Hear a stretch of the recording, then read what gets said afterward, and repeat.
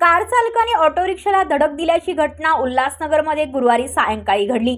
त्यात रिक्षा चालक जखमी झाला। गुरुवारी सायंकाळी 4 वाजण्याच्या सुमारास उल्हासनगर 5 येथे रहिवासी ऑटो चालक दशरथलाल गुप्ता हे उल्हासनगर स्टेशनजवळील पुलावरून कॅम्प क्रमांक 3 वरून कॅम्प क्रमांक 4 कडे ऑटोने जात होते। त्यानंतर विरुद्ध दिशेने येणाऱ्या कारने रिक्षाला धडक दिल्याने रिक्षा चालक दशरथलाल गुप्ता यांच्या छातीला आणि पायाला दुखापत झाली।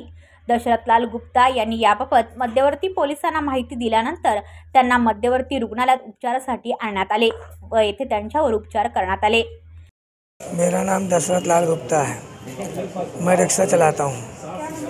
मैं ब्रिज पे जा रहा था। मैं ब्रिज से जा रहा था 3 सीट लेके। उधर से एक कार आई और मेरे सामने एकदम मुझे टक्कर मार दी। मेरी गाड़ी पलट गई और 3 लोग को चोट आई। उन लोग तो चले गए, मैं बेहोश पड़ा गया।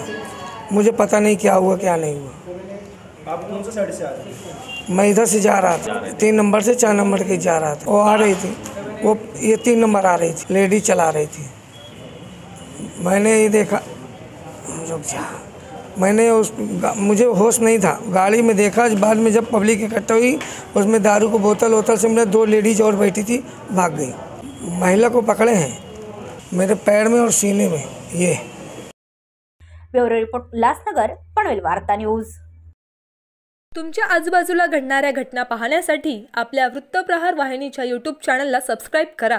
तसेच नव्या व्हिडिओची नोटिफिकेशन मिळवण्यासाठी बाजूला असलेल्या बेल आयकॉनवरती क्लिक करा।